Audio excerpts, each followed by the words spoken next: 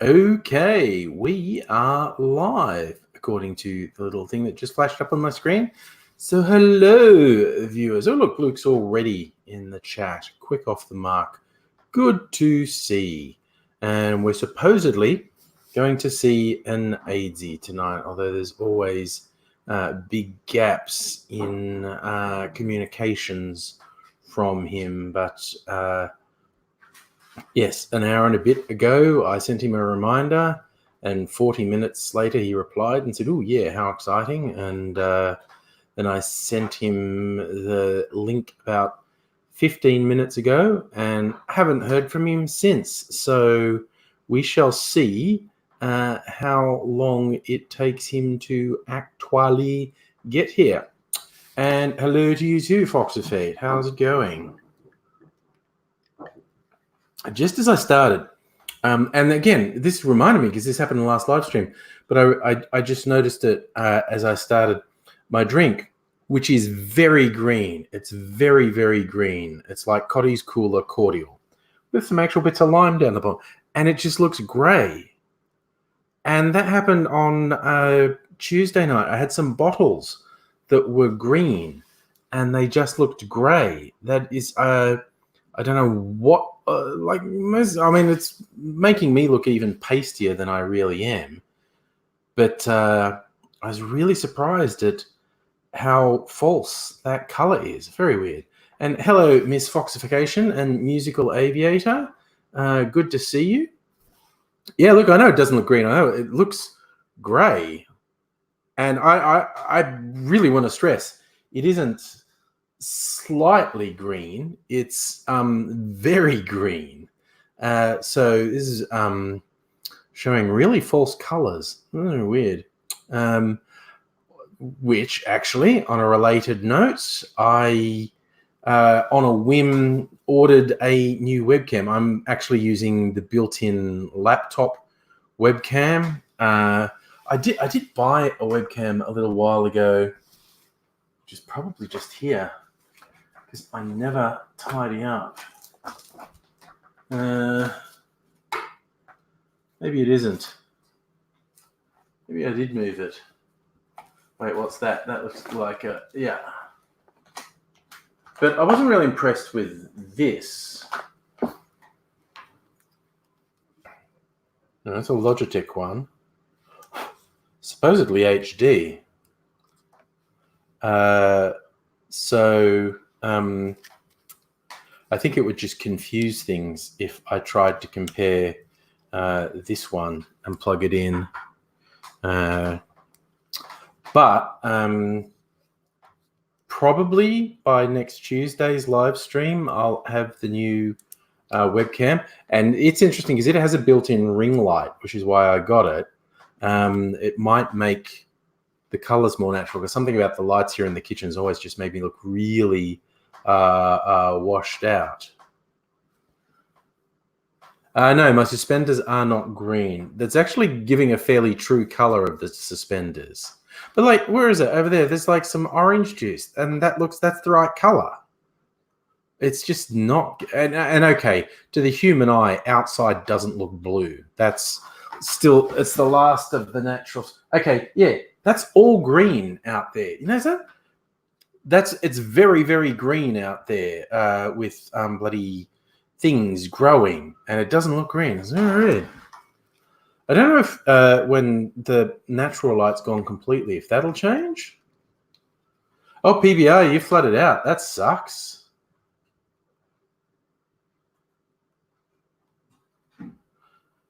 Nintendo Lunchbox, do I have any thoughts on the movie Ricky and Pete? Is that like a really old Australian movie? Like as in 80s?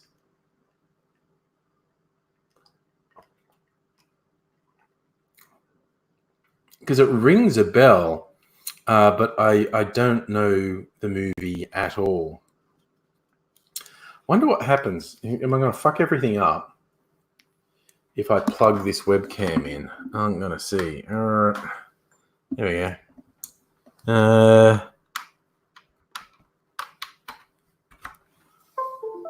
What does that do?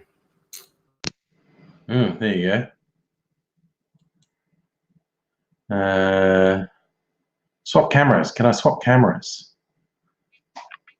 Okay. Okay, God, now that looks really blue, doesn't it? That looks exceptionally blue. But I can control the Logitech camera, I think.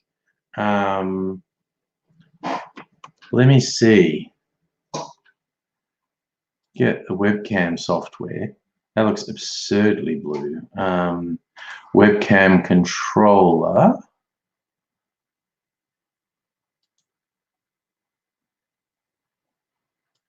No, that's not what I want. Preferences, maybe that's what I want. Let me see. Gallery, quick capture, general, launch webcam, keep webcam controller on top of other applications. No. Wait, okay, quick capture, record videos. Yes, the webcam is in use. Okay, that's being silly. Main menu. That's stupid. Where's my bloody adjusty thingies?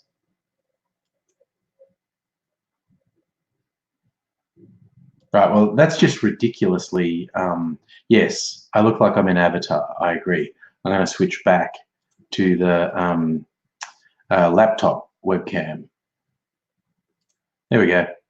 A long way from perfect, but better than that bloody thing. Could I look up the movie Ricky and Pete? Do you mean could I watch it? I doubt it's on any of the streaming services. I have a vague memory of it. I don't think I ever saw it. Or do you mean, Joe, just look up the plot? Ricky and Pete.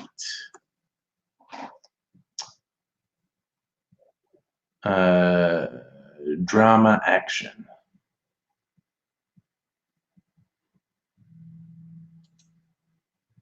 Look it up on Internet Movie Database.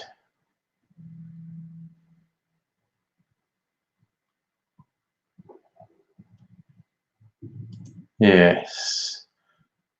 Ricky, a talented geologist, and her brother Pete, an off-the-wall mechanical genius. To find peace of mind, they travel to the outback of Australia, meet up with a desert mining town full of zany individuals. From 1988. It's an olden. It's an olden. No, I'm pretty sure I did not see that film.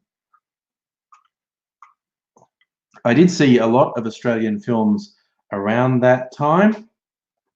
I noticed on IMDb they're going like, other movies like this. An early Ben Mendelsohn, Claudia Carvan movie called The Big Steal, which I saw and liked. Steve Bisley as a sort of a shifty used car salesman in that movie. Big Steel's good. Mendo did great films as a teenager and young adult, actually. He's been in a few American films and TV shows recently, but he's been a working actor for nigh on 40 years. Let's look up his history and we'll see how long he's been a working actor. Ben Mendelsohn. Go the full Mendo on Internet Movie Database. Oh, God, he's a sexy young man. And of course, he's in the more recent Marvel movies. And what are the shapeshifters in the Marvel universe called? I don't know. So his filmography. If we go right back, what did he start in? Okay, it said he was in a TV show in 1984. Oh, that's right. He was on the Henderson Kids TV series in 1985. Okay, did TV and then movie and TV. He was on Neighbours for a little while. There you go. I think he's in a well-known Australian movie called The Year My Voice Broke. So Noah Taylor in it. Then more TV, Love Boy, more TV. Return Home, I saw that one. Mendo was very good when he was young at showing all different facets of the suburban boy, because there was a few films in a row that basically he played a suburban boy, but they were all quite different. In Return Home, he was a real gearhead. In The Big Steal, he was the lead as a comedy. God, he was in Quigley Down Under, which is a really shitty film which I've never seen, that has Tom Selleck in it.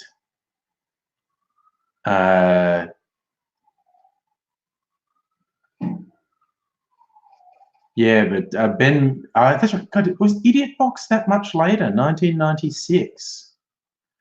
Yeah, basically, young Mendo was very good at playing a suburban lad, because he could play, the always been boy from the suburbs, but he'd be very different. He's much more famous these days as an actor. He's done a bunch of good stuff. God, he was in Exodus, Gods and Kings. Jesus, that's a shitty movie I have seen.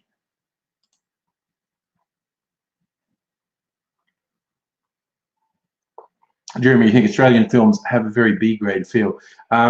It depends which films you watch and what you mean by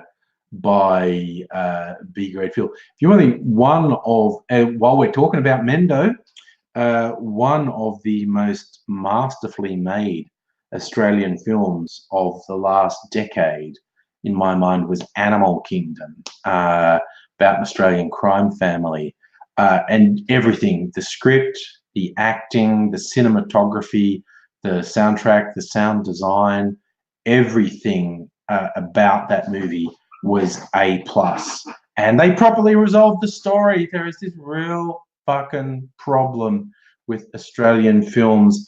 They've got this thing of being arty, and I'm not going to follow a 3-act resolution. I'm not going to have a neat resolution to the story. That's so mainstream, and I want to punch the fuck out of the people. And they're always using millions of dollars of taxpayer money to make these films, and they're disappearing up their own ass, and it really fucking annoys me.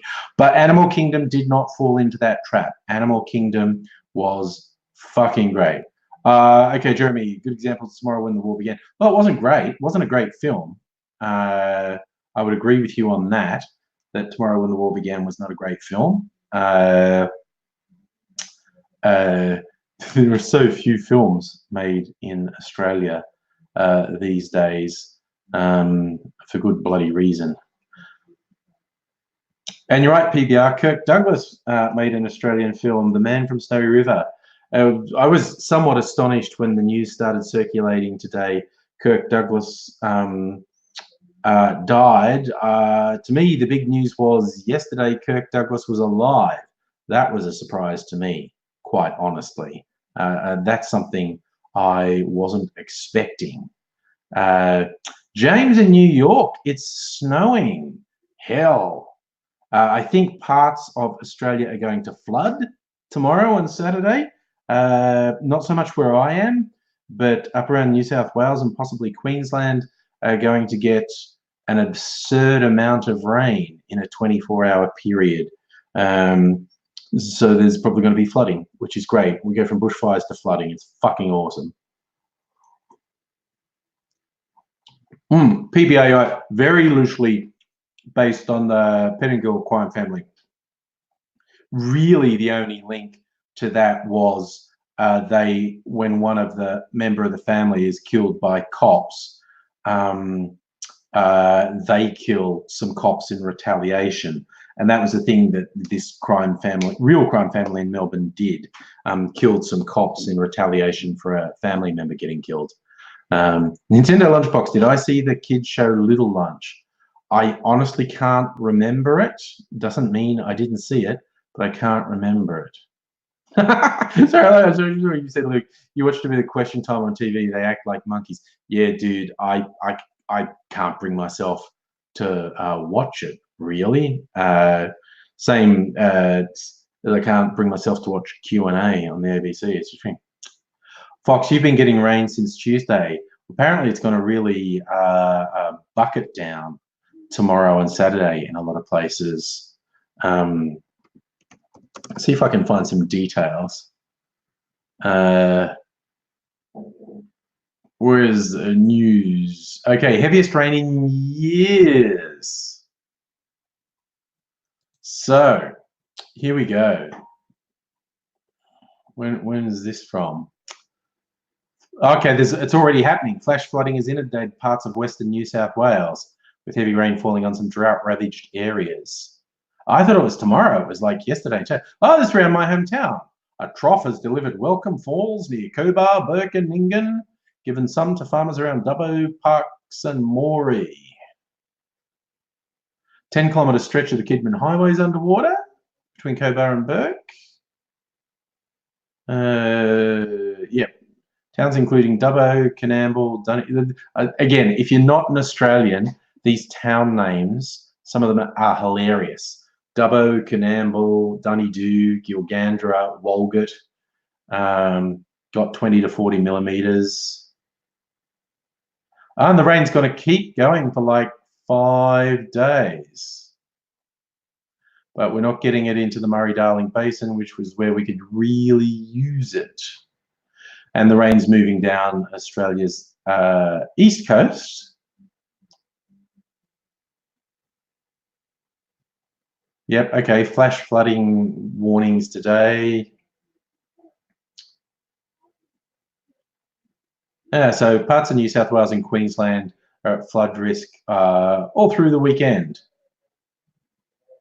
Damn, still not enough to break the drought, but good news, some's going into Warringamba Dam, which is the main reservoir for Sydney, and it could help with some of the fires that are still burning, which is a fucking plus. We only waited 3 months for that.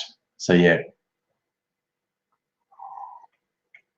Feeler and Sealer, it is indeed Waitangi Day. I often try to find a theme for the live stream. So I look up, is today notable for anything? Is it commemorated for anything? And Waitangi Day is a pretty big one. That's the signing of the treaty between the settlers and the Maori people in New Zealand, because the Maori did not give up. They were a rather warlike people. And rather than in Australia, where the Brits just declared they owned it, there was an ongoing fight. So the treaty was signed on 6 February 1840.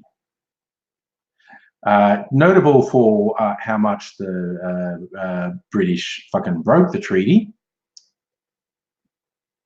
So, yes.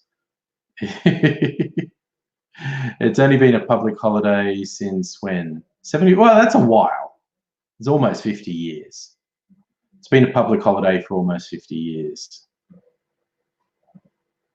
So, yes, controversy. In 1971, Waitangi Day was a focus of protest. Yeah, and that's not surprising. The Maori people saying like, yeah, this is supposedly marking a treaty which you motherfuckers don't honour. So it's hardly surprising it's also a focus for protest. Fox, it is fair. Anyone who doesn't laugh at Dunedoo has got something wrong with them, really.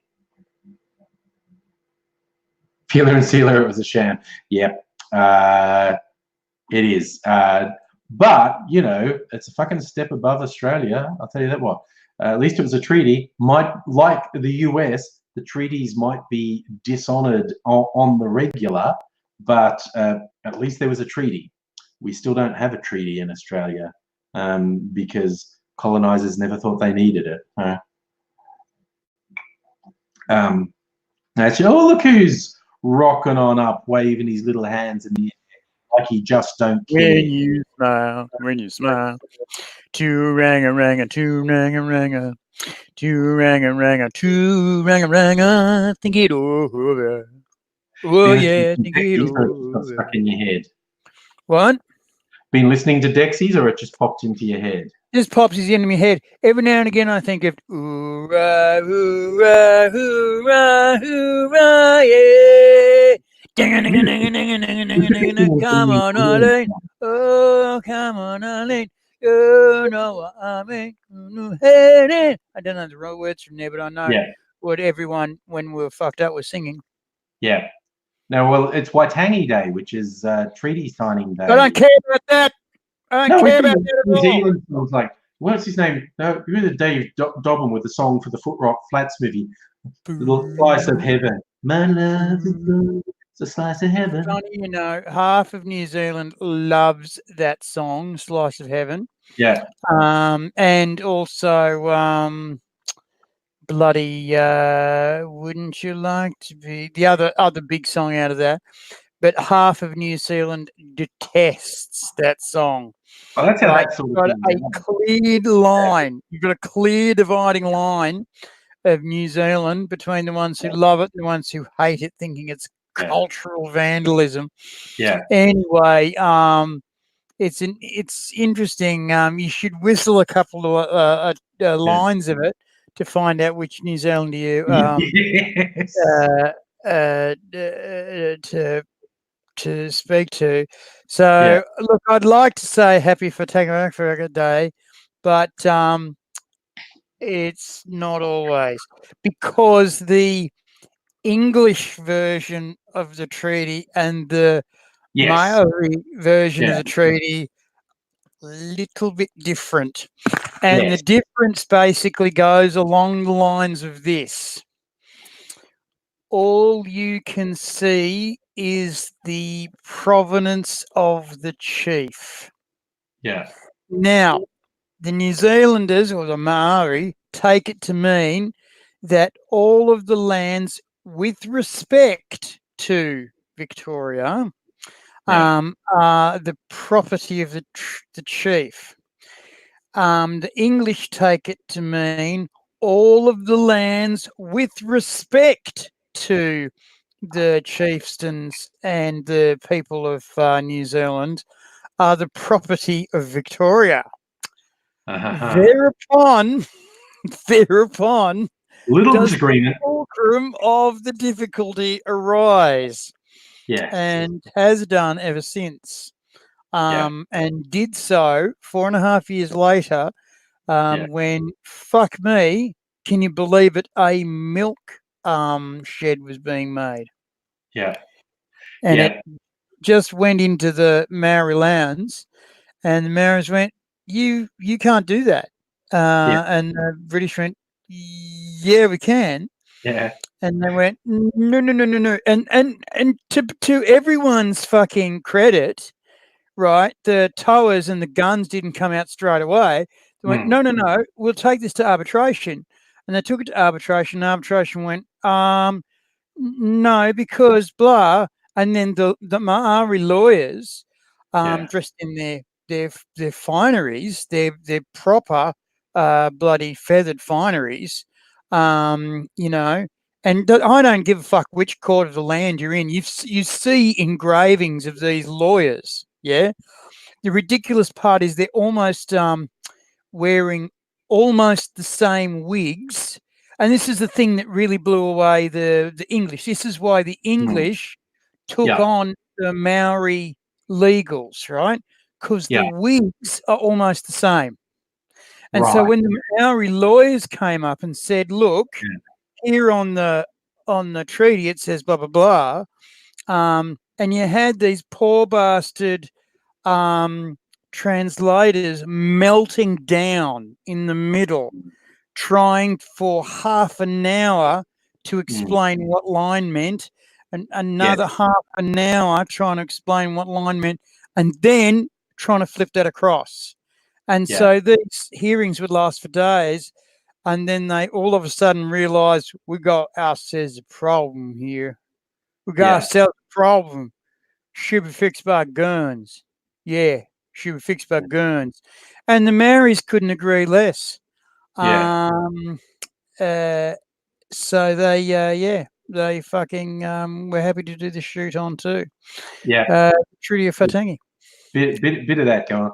We were talking about Australian movies just before we joined, and you just made me think a New Zealand movie from, I think it was the 90s, called Utu, about this guy who had disagreements with the colonists, and he was a tracker for the British Army, because he's one of the people saying, no, we should get on. Like, the guys fighting are just troublemakers. We big country, few people, lots of fun. Come on. Yeah. So, lots of game, we'll be fine. But then he's with his patrol, and they find it's actually his hometown, his home village has been wiped out by some, I think they might have been drunk soldiers, and they've killed everyone, including his family. And the soldiers he's with are mortified. And there's this young officer standing next to him saying, "This is terrible. This shouldn't have happened." And our man just turns on him with a look in his eye and an axe in his hand. And the officers go, "No, we're on the same side." And our man just holds his hand up next to the officer's hand, and his brown hand, and next to this pasty white hand, and went, "Doesn't look like we're on the same side," and puts an axe through his head. And I think this was loosely based on a real guy, and he goes on a rampage. The one line I always remember, I loved it. He decides to take down this white preacher who's keeping some of the Maori people cowed with, thoughts of God and punishment and whatnot. And he's telling them how God wants them to be subservient to the white man. And again, so a man who's on, there's the memorable scene where he's getting the face tattoos, i.e. the carving into his face. And he's just chanting. He's like in a trance state while they're carving into his face the warrior tattoos.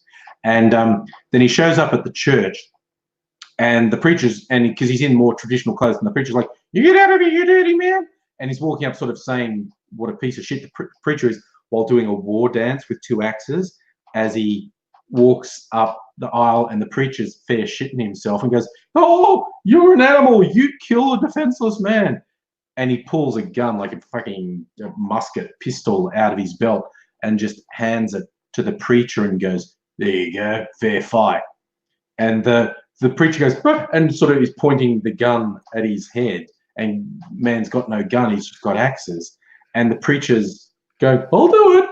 And the guy just laughs and says, "Do you honestly think I'd give you a loaded gun?" And the preacher is distracted for a second, and he hurls an axe straight at the preacher's head. And as the preacher goes back, the gun discharges, and he says, "Of course I would." It's just like, he's an absolute madman. There you go. Feely and Sela know it from about 83.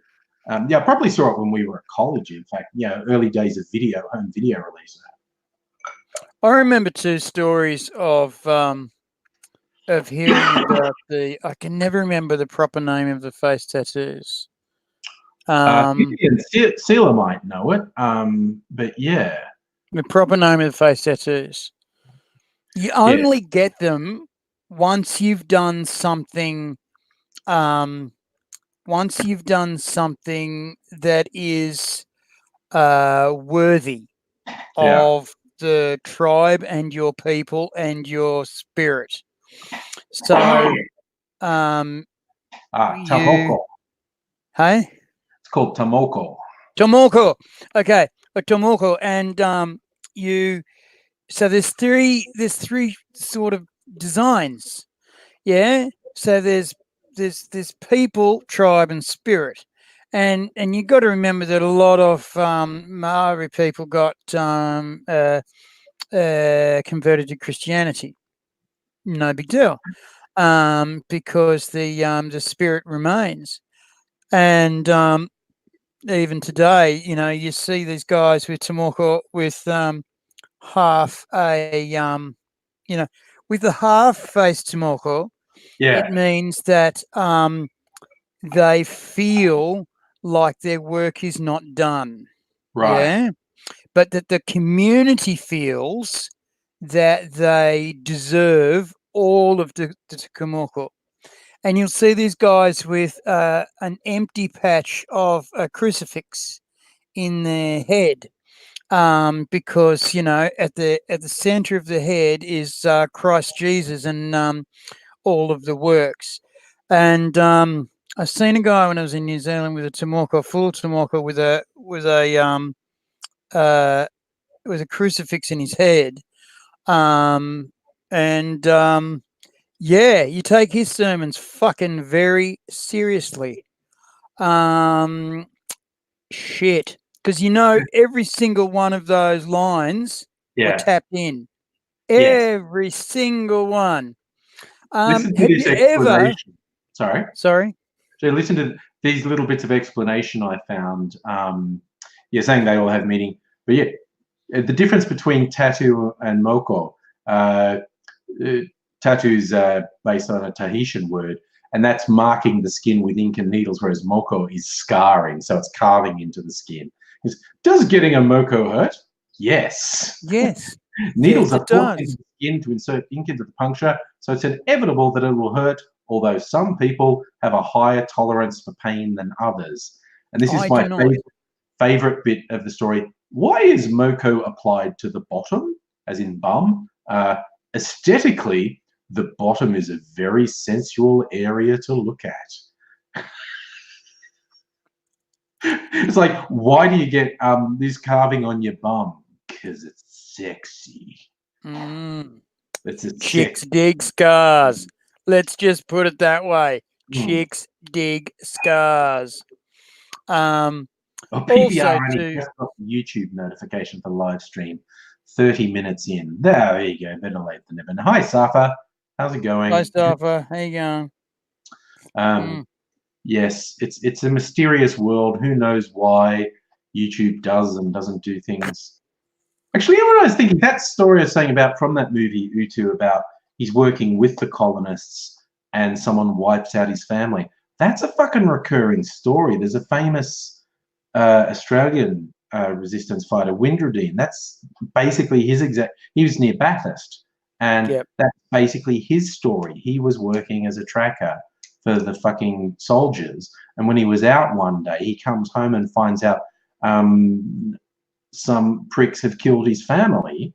So he becomes a resistance leader at that point and fucking ran them ragged for a number of years. Of course, quite a bit of havoc. I wonder, though, why there wasn't better fucking coordination.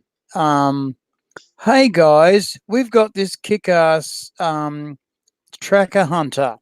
That has got to start raising red flags and ringing bells. You either have a hunter or you have a tracker. You don't have a hunter tracker. A hunter tracker is something you don't need unless you're hunting men.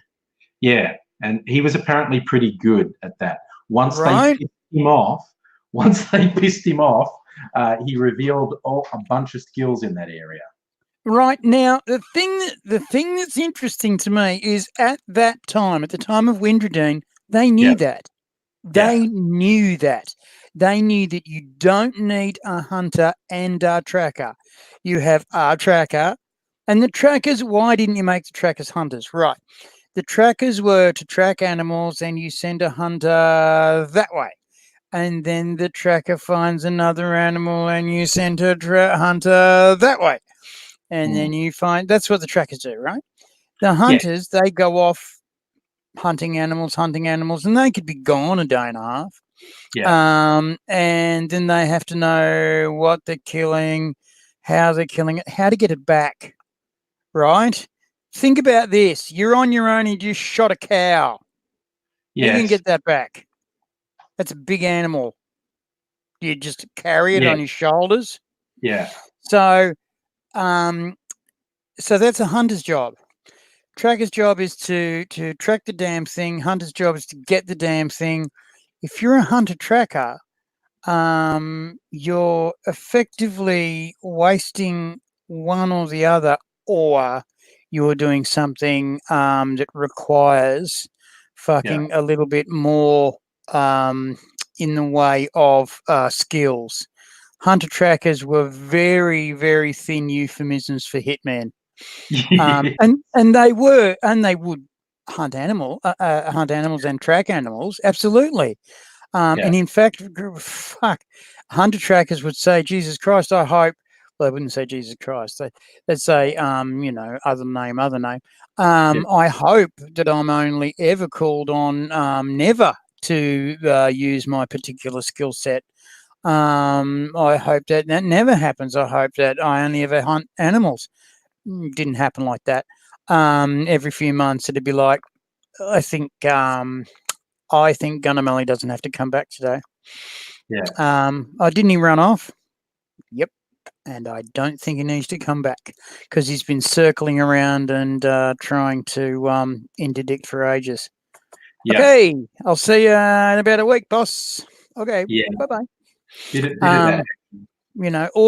Or some smart ass would be exiled from the tribe and like, oh, I'm going to fuck his all up. And the boss would wink to the hunter tracker and go, he's not coming home, is he? No, he's not. And, it'd be done. It'd be just done. And then you get the Featherfoots and the Clevermen. And that's high-end fucking... True, chicks dig scars. I spent years playing rugby, always cleanest uniform after the game. Lost all of my mates to get laid. Always the prettiest, but the last to get laid because no scars. Yeah, no scars. Oh well. Still, I was the last to get laid. Oh, as if. Not real. It's not real. Is it? I was thinking of the Yellow Ochre Men as well. That someone should do a movie about the Yellow Ochre Men, because if you're in the remote areas, people are still fucking scared of the Yellow Ochre Men. And with good fucking reason. Oh yeah, a very inaccurate but reasonable comparison. If you want to know what that means in other cultures, they might be known as a witch doctor. Basically, they are men of power. I remember I was reading a book on written by an Australian journo, went on to when A Midnight Oil did their Dead Heart tour, and they went to all the remote areas of Arnhem Land. And one of the interesting facets of the book is how Midnight Oil had to lose their fucking egos because they really thought they were doing a great and wonderful thing doing this Arnhem Land tour, and it took 5 seconds for them to learn no one gives a shit because they don't know who you are. So you've actually got to prove yourself.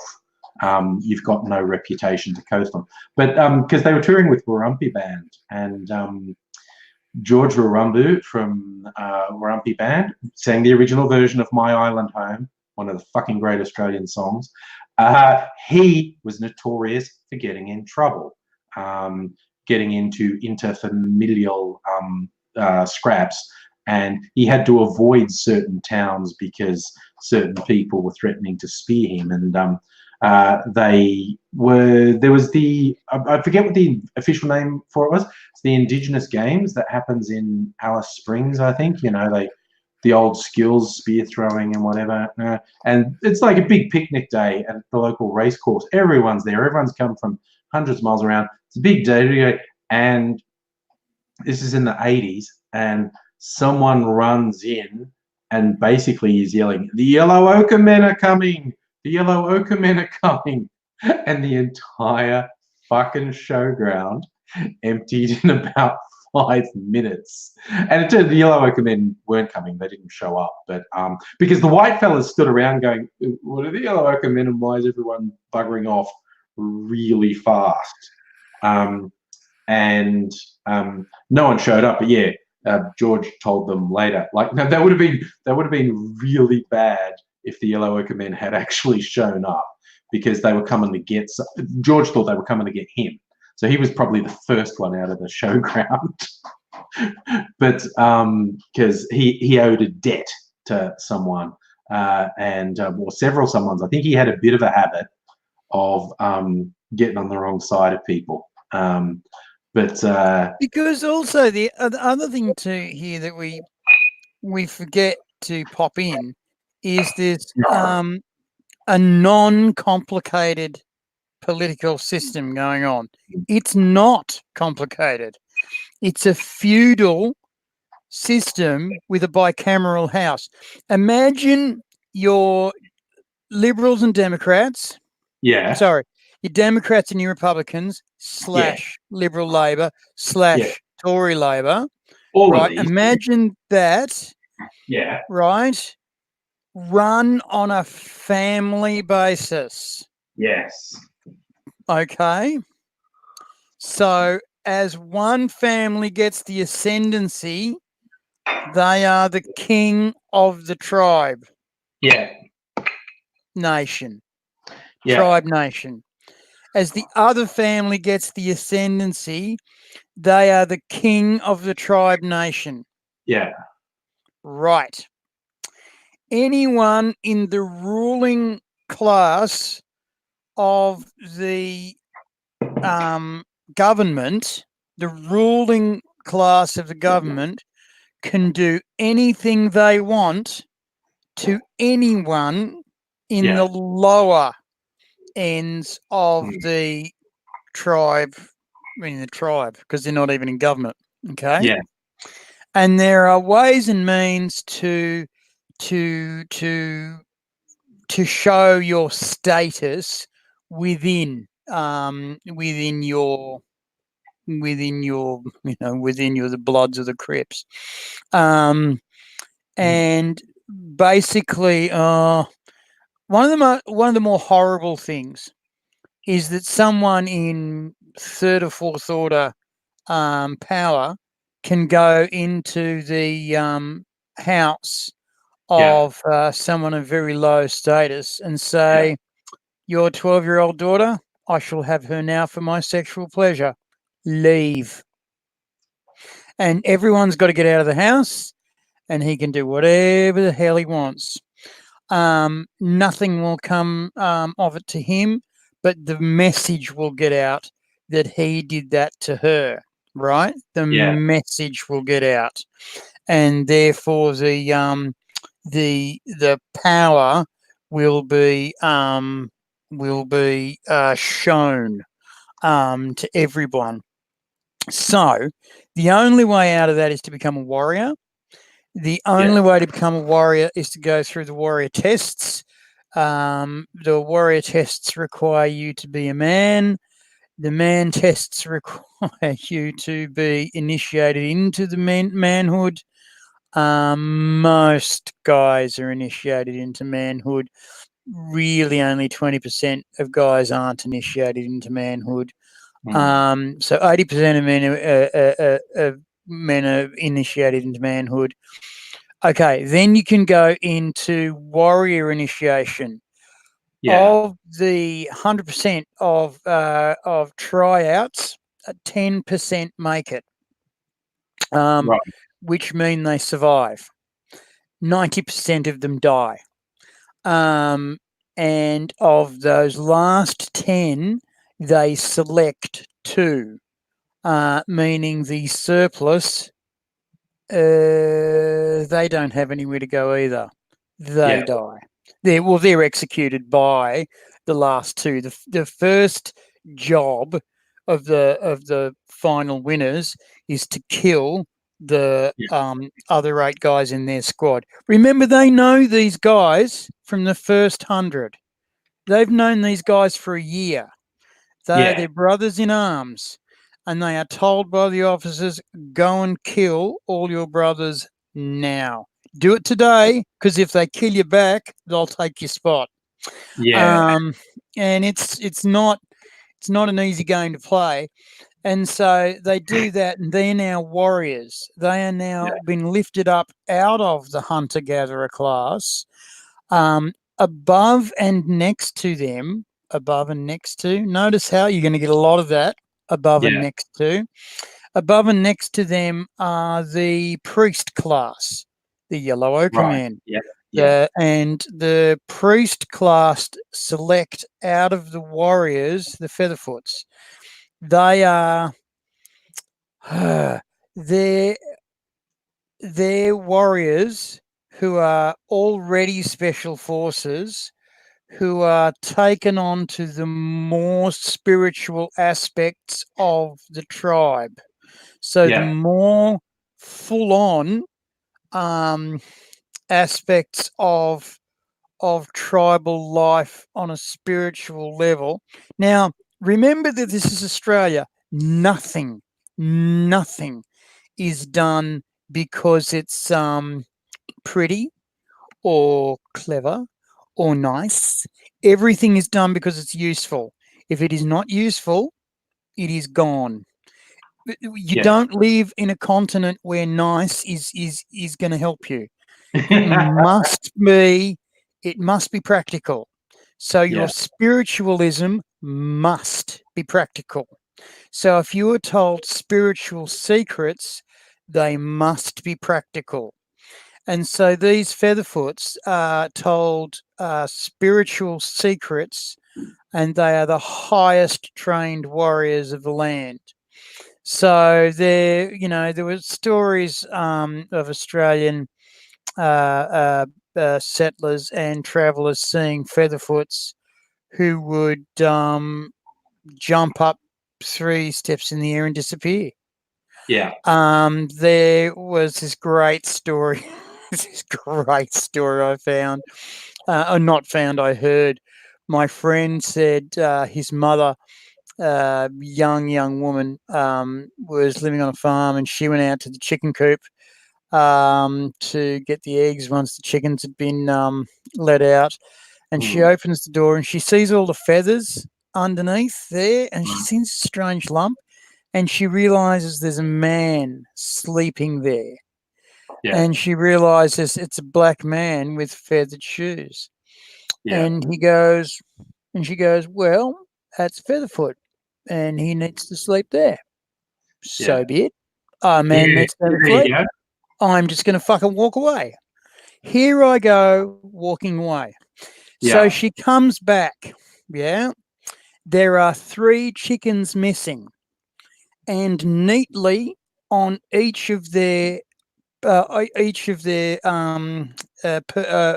boxes of their perching boxes, they call them coop boxes, is coins to the value of, and slightly more, a small tip, of each chicken that he'd taken. Because, he didn't thieve them, he bought them. It would be just inconvenient to wake him up at 2 o'clock in the morning to say he's stolen those chickens. And so no one heard those chickens go, because when you take a chicken, they go bwak, bwak, bwak, bwak. And there's usually 5 dogs, and they go bwak, bwak, bwak, bwak. Not a fucking sound. When he went in, when he went out, not a sound. And that put the wind up most of them more than anyone. There was a story I heard once of a guy who, a black guy who come into a pub, not Bathurst this time, thank fuck. It was in South Australia. He's come into this pub, and he's this fat cockhead who's found his way into union politics, and so fucking no one can touch him. And he's hey, I'm doing all right today. I'll counter, he thinks, blah blah blah, and stick it on the tab, which means I'm not paying for it. Because no one pays the tab, so fuck you. And a horrible, odious little turd all around. Didn't matter if it was black or white. Everyone would have wanted fucking you smelled. Anyway, so the black fella's near him. Apparently, the publican who I had heard the story from, he said he could visibly, every time this guy sat down, he visibly saw the black fellas just want to get away from the slime. You know how physically you can see people want to just get away. The body language. It just flump down, and his ass would fucking, go over both sides of the seat. And he said, "Well, I'm in trouble now. Fucking one of the Featherfoots have fucking spoke to me and said if I didn't fucking organise me ways and by 12 o'clock I'd be in trouble, eh?" Isn't that funny? Oh, Here we dear. go. Oh, here we go. 5, 4, 3, 2. Heart attack. Fucking dead. Someone Heart pointed, attack splash on the yeah. fucking dead as a fucking maggot, and everyone in the bar went shit. Yeah.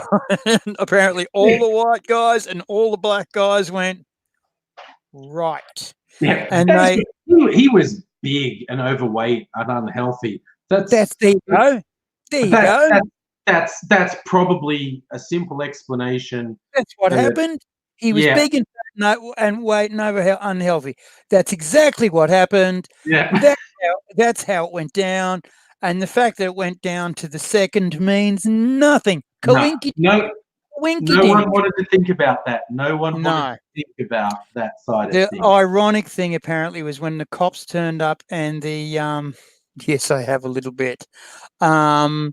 Jeremy, I have a little bit. Apparently when the cops turned up and the Ambos turned up and they said all this, because everyone at the bar was fucking freaked. And the cops went, oh, yeah, so he timed it down, did he? And they were writing in their books, just writing in their books. Yeah. And the Ambos were going, oh, yeah. And the cops have looked at the Ambos and they went, give it 5. Yeah. Give it 7. 7 sounds better. Yeah. 2 or post. All right, 7 past 12. And they wrote down 7 past 12. This guy died. 12 o'clock exactly. No. There was no 12 o'clock. There was no. The counting down disappeared. Because the fucking Ambos and the coppers knew. They'd seen this 100 fucking times. And they wanted, hello, gorgeous. And they wanted nothing to do with it. They didn't even want it. Go. I was just to say, sorry, I thought you'd finish that. Just a few quick hellos for people just come in. Besides Rena, Locust Trooper, and Daniel, hello. And I want to share with you my latest purchase because, vermouth is something you should have if you make cocktails, right? And I had remember when we were laughing at Dr. Lindeman's? Because I'm not really into vermouth, and I thought you. So I got the cheapest, nastiest vermouth that I remember from the 70s. The height of sophistication. Cinzano was like Cinzano, baby. And it's not you'd see that. Go on. I'm just saying it's not great. It isn't. Tisn't great. Your drunken Italians used to go, but keep Cinzano, like they'd given up, like they'd surrendered something. Yeah, I think where is it actually made? It's bottled in Australia. Where's it come from? Authentica tradizione italiana. But yes. It just says comes from Italy. We're not going to say where. We're afraid of bomb strike. Yeah, but so I decided if I'm serious about cocktails, I should probably get a better vermouth because that one's not great. But I go, this is an Australian one, Madini. Where's it from? It's from Victoria, I think. Where are they? Victoria, yes. Harcourt, I think. Sorry, it's tiny writing, and I am old and blind, and I need a more light on this. Where's it from? Coal Store Road. I thought it was Harcourt. Yeah, it's from Harcourt. Okay. And this is made with God, why won't the torch go off now? Go off.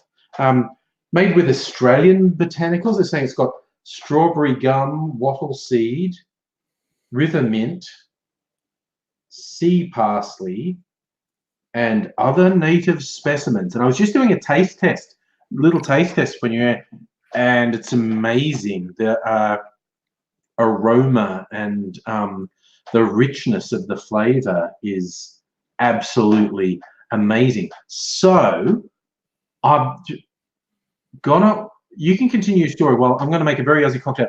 One of the better vermouth cocktails is a Manhattan, which is really just bourbon and vermouth. And I have another Australian liqueur here, macadamia nut liqueur.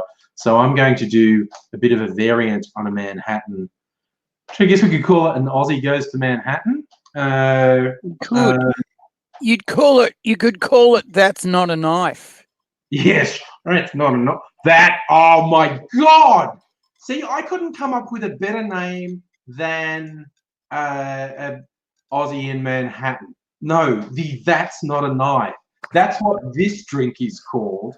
And that's the story is it's Crocodile Dundee in Manhattan. Oh my God, I don't know why everyone says you're crazy. Because that is just such a good idea. All right.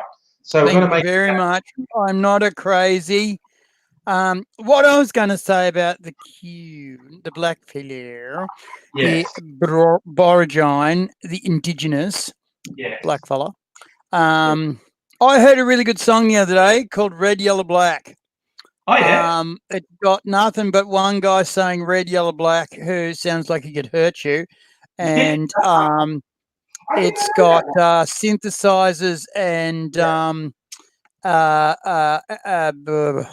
on, didgeridoos, and you can smell the dust, and the whole rhythm is a boomer just bouncing along the desert. Red, yellow, black. Wow. It's great. It's just a great piece of music. Well, yeah, it's a great piece of music. I am. You Just 10 minutes. Just 4 minutes. Just 10 minutes. I'm just replying to a man on a thing. 5-10 minutes. Right. Und then return. I know this is rude doing this, but I had to do it. We're rude sometimes. That's okay. We are. But anyway, more stories about featherfoots. Yes. So featherfoots get old, right? That's the best of it. As they do, and they're not priests. They're featherfoots. They're clever men. They're not fucking priests. They're warriors, right? So they're in a whole different class of their own. Yeah. So they don't make magical weapons, right? That's the priests do that. Yeah. Fucking priests have other jobs as well.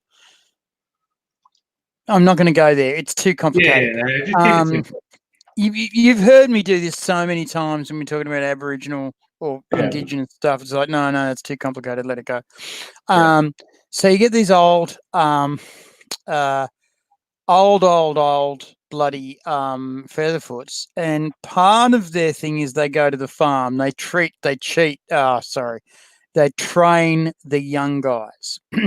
Now it's embarrassing to be told you're going to now be put on a 500-kilometer obstacle course, and you're going to have to complete these tasks at each checkpoint.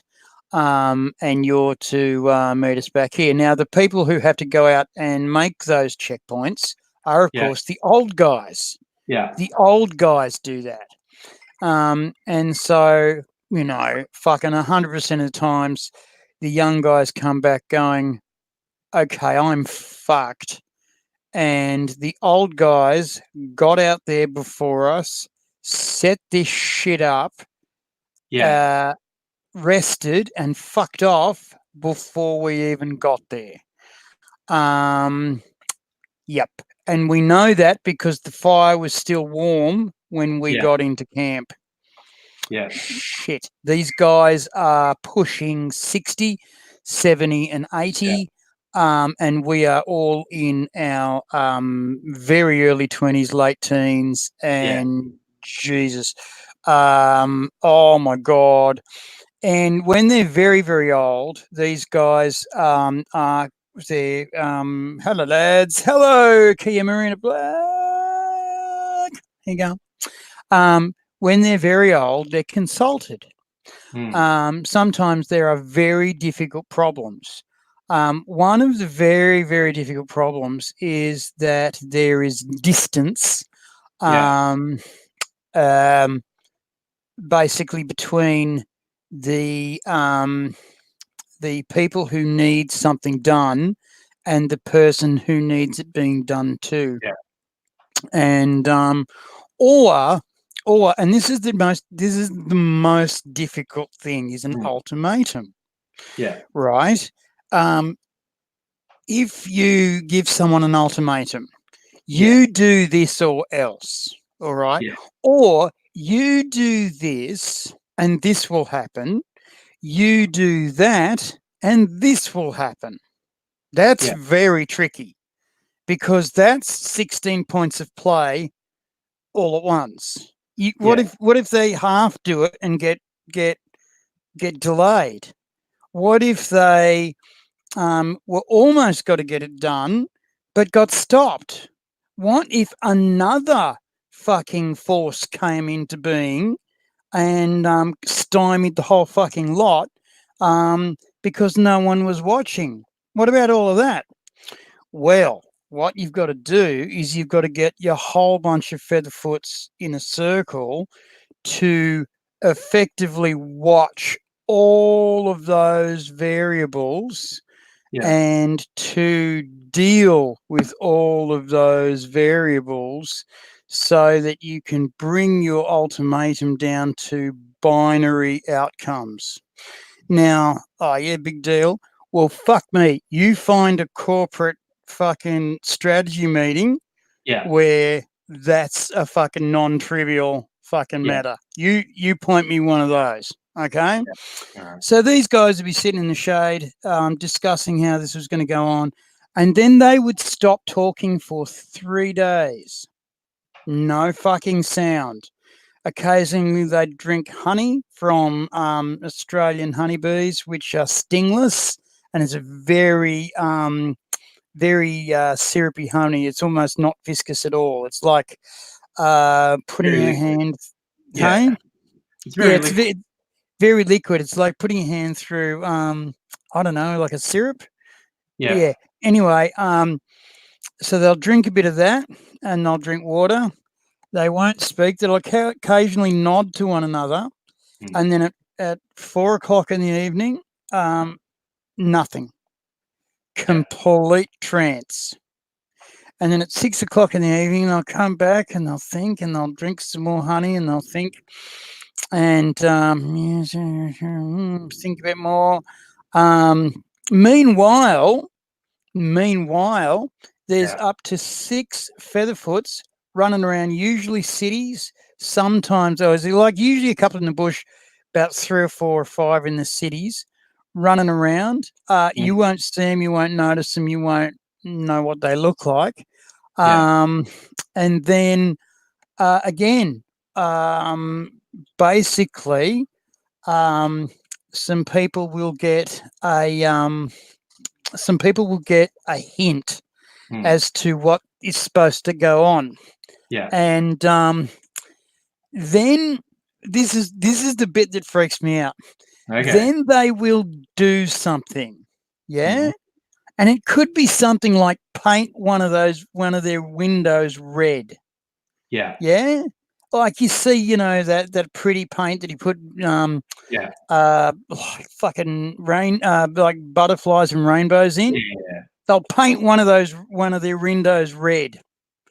And then they'll walk away. Next day, the paint will be gone. And these guys will have the first shit they'd had in 3 days. Or they'll paint a window black, and then they'll burn the fucking house down. And then they'll run as far as they can. Won't be real far. All right. Sorry, I just want to share this. I've got to go over here. Share this with the people. This is Share it.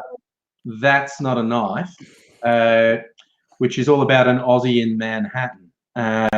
Traditional Manhattan is a whiskey and vermouth and bitters. It does have whiskey, It's got an Australian vermouth that is flavoured with Australian botanicals, which makes it very unique. It's an amazing flavour, actually. I'm going to find some other drinks to put that in. And it also has an Australian macadamia nut liqueur. And for the bitters element, it's another Australian one. See if I can get this in here. That's lemon myrtle extract. So this is a very Australian Manhattan, aka the That's Not a Knife. And this is an experiment. Never made this before, so I've got to see what this tastes like. Oh, that's got all sorts going on. That vermouth and the slight nuttiness of the macadamia liqueur has really brought out the smoky nature of the bourbon.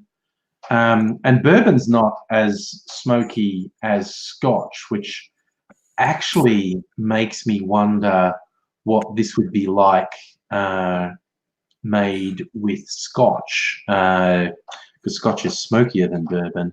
But yeah, this is a winner. The Aussie in Manhattan, aka That's Not a Knife.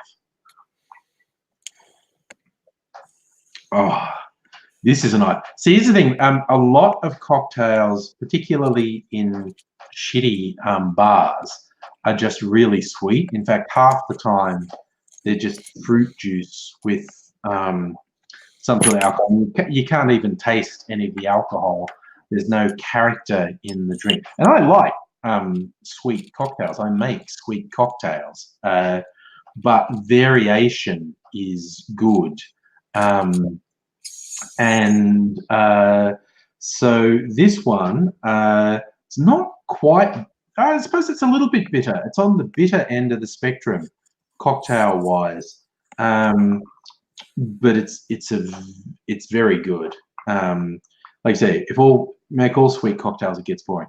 Kaya, did I work out the issue with Bundaberg rum? Well, basically, I'm not a rum aficionado, but I do use it in cocktails. Not that much, because rum's mostly in tiki cocktails, and I'm not that into tiki cocktails because they tend to be rum and fruit juice, and nothing. Okay, Kaya, you're on the side of Bundaberg rum is shit. I haven't tried their coffee liqueur because I don't like coffee. I don't like coffee as flavour. So I'm not going to try a coffee liqueur because I just won't like it. But yeah, I'm thinking of getting some rum. I've got like some spiced rum over there, but I was thinking of getting just some straight up rum. So I was asking for advice and seeing who thought, because Bundaberg rum is among the cheapest rums you can buy in Australia because it's local. And so I just wanted, if people who maybe drink a reasonable amount of rum, what they thought of the Bundaberg rum. So there was mixed, actually. A few people. I've got Kraken, Kaya. That's a black spiced rum. I think I've got some Sailor Jerry over there as well. I was just thinking of getting an Australian rum, and that's why I was asking about Bundaberg, what people thought about Bundaberg rum, which is very ubiquitous in Australian bars. So feelings here, regions around Australia, native Australians seem so alien compared to. Oh my God, that is such a big question, Fila and Sila. The Polynesian people and the Southeast Asian people seem ethnically so different from indigenous Australians. It's a big and realistic question. What the fuck is going on there? And I don't think anyone has a solid answer for it, because as people migrated across Africa, Asia, Europe, and Asia, to move between islands in the Pacific, in Asia and the Pacific, you basically had had to be able to see the next island you were going to.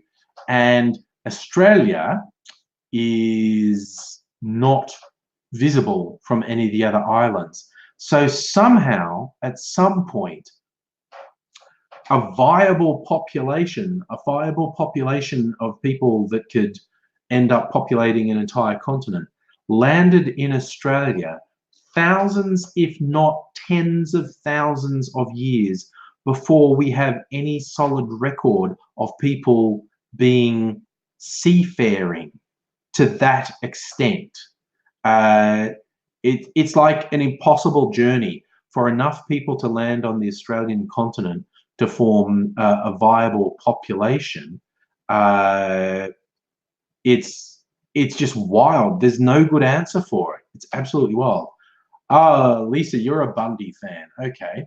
Safa, when did Australia break on Africa? The Gondwanaland supercontinent, that's like hundreds of millions of years ago. Whereas we have very strong evidence there's been a continuous human culture in Australia for 60 to 80,000 years. But again, how? No one fucking knows.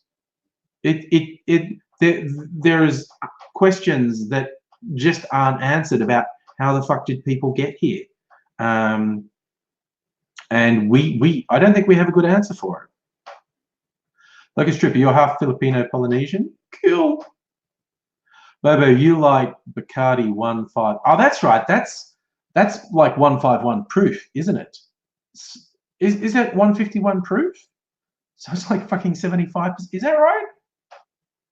I'm gonna look that up. Is that why it's called that? Because I feel like that's why it's called that. 151. I'll look it up. Bacardi 151 at Dan Murphy's. That's where you want to get it from, because that's when it's going to be cheapest.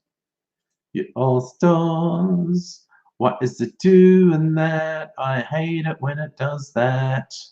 I try again. Bacardi 151. Get fucked. Come on, just bring it up. Okay. 151. Superior white rum, superior gold, oak heart spiced, 8-year-old rum, Reserva Limitada. Wow, $250 for a bottle of Bacardi. Fuck me. That's some special Bacardi right there. $250 for another one. Bacardi Facundo Exquisito. $500 for Facundo Paricio rum. There are some really fucking expensive variants of Bacardi. Here we go. Bacardi 151. $90 a bottle. Is that 151 proof? Is that what we're talking about?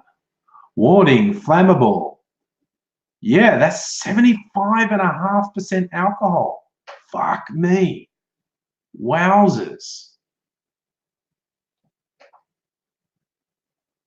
Like, Trivia, you don't have to be sorry about explaining your heritage. Well, PBR, we know there is pretty strong evidence there were people on this continent 60 to 80,000 years ago. The thing is, how the fuck did they get here?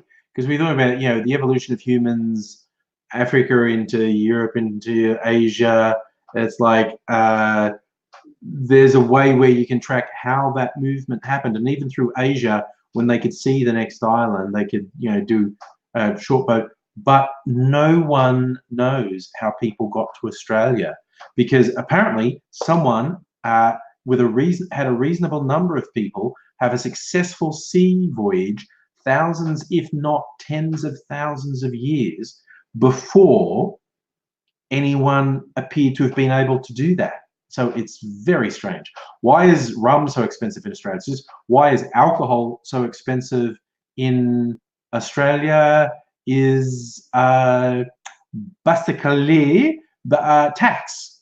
And even though you might think, because often you get some people who drink a lot, they're upset about 50, 60% of the cost of alcohol in Australia. You know, is AZ back with us now? I'm back. You love me. All right, where are you? Where are you? Put you back. Right there. You want me? Nah. Yeah. So yeah, the short answer is, why is alcohol so expensive in Australia? The answer is tax. And a lot of people, if someone's a regular drinker, they often complain about the tax. It's like 50, 60% of the price of alcohol in Australia is tax. And yes, you see me with all my booze and make cocktails. So you might expect me to go, it's unfair, we've got to stop. No, alcohol fucking kills people, okay? And if you can... You know, it blows my mind. You get drinkers and smokers in Australia saying, oh, they put the tax on just to get revenue from drinkers and smokers. It's all about the money they can get from us. And you go quietly to the drinkers and the smokers. You see, smokers, the cancer bill from just lung cancer, just the cancer that you are starting. Of course, we know smoking gives lots of other cancers as well. But we say just lung cancer. The bill from lung cancer is 2,080 times what the revenue is. So it is very expensive to look out for people with chronic illness. No, it's not chronic illness. It's fucking terminal illness. It's acute English. It's an acute terminal illness, an acute aggressive terminal illness. Yeah, we're trying to make it not terminal, but it's an acute aggressive illness that has terrible tricks to play in the body, right? So 2,800 times, right, what the revenue is. So go fuck yourself. The second thing is, drinkers say, it's the revenue, the bloody revenue. They want out of bloody drinkers. They're trying to suck us dry. You know, they want more money out of us than what we drink. No, buddy.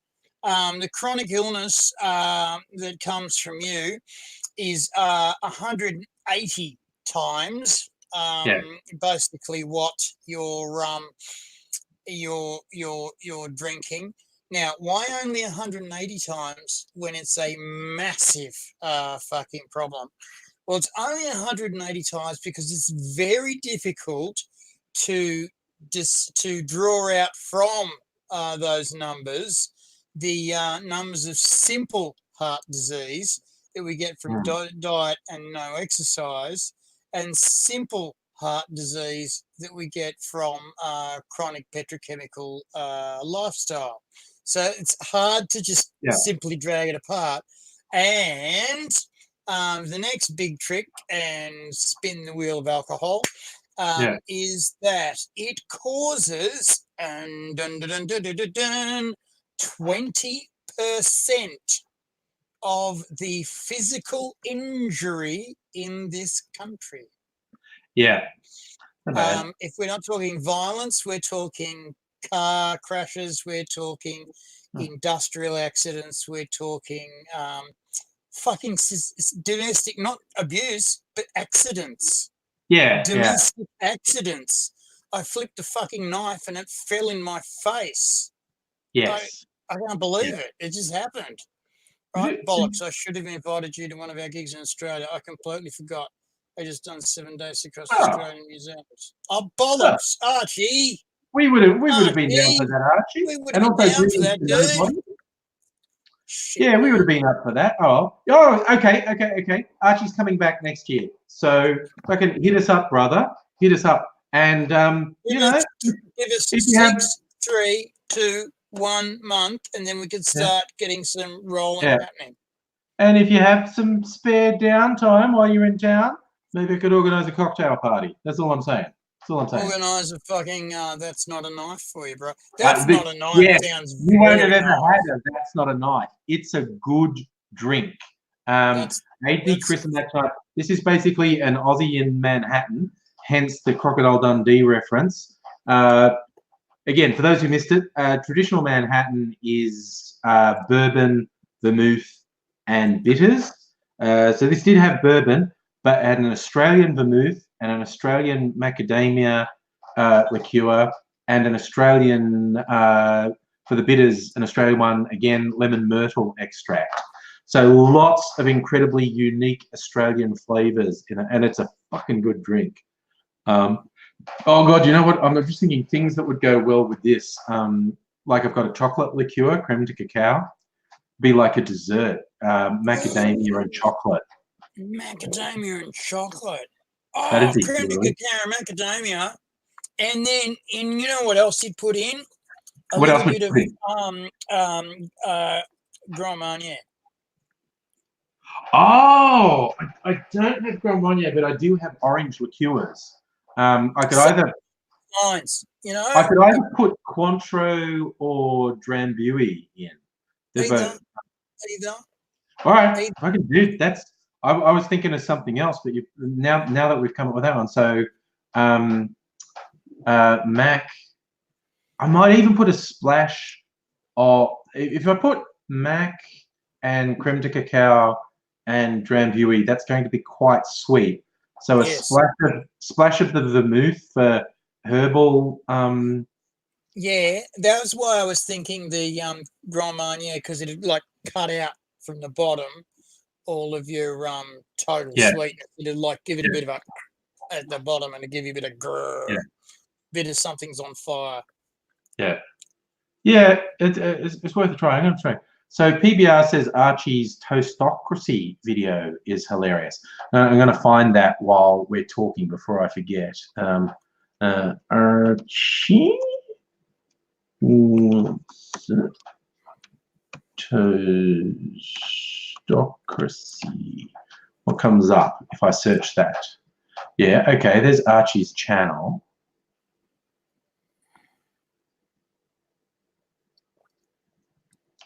Archie Wilson Toastocracy. Someone's done a video. I'm gonna have to check that out. I'm gonna have to check that out. Cool stuff. Good to catch up. Archie is one of our from Aotearoa, isn't he? Sorry, what? Archie is one of our friends from Aotearoa, isn't he? Where are you from, Archie? I'm actually not sure where Archie's from. It could be here. Oh, Bobo's brand. Here's a fun thing. AZ, I don't know if you picked up in the Australia Day honours the Conservatives deliberately trolling, giving Bettina Arndt an Order of Australia for services to gender equity because she's a hideous fucking men's rights activist and defender of pedophiles. And the US has tried to do it as well. In his State of the Union speech, they awarded fucking Rush Limbaugh I think it's the highest civilian honor. It's like the Presidential Medal of Freedom. And it's like a guy who's a lifelong racist, misogynist scam artist. Trump has awarded, for no reason, has awarded him the highest civilian honor they have in the US. It's just fucking trolling. Like, I get that people are upset about it, but my initial impulse is don't react. Don't give it to them. They want a reaction. Same as with Bettina Arndt in Australia. It was deliberate fucking trolling, and they want a reaction. And they win if you give them the reaction. I think I'd That's my view anyway. I think I'd like to get a team of undergrad researchers, like say 6 of them, and go through all of Bettina Arndt's writings, every single interview she's ever had, and every single column she's ever written. And I would like to see how much is her being the misogynist apologist and how much is her being used.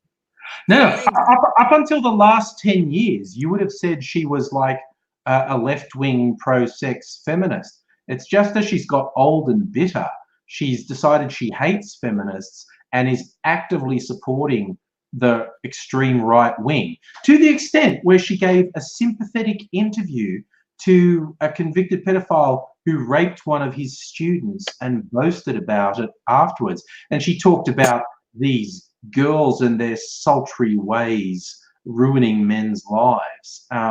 She's a fucking unit. Yeah. Yeah. That's Hey, it, isn't it? Here's a question on a much more important topic.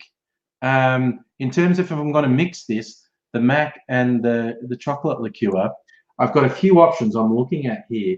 Besides an orange liqueur, I have a blood orange liqueur, and I have a banana liqueur. It would be a very desserty drink if it had a banana.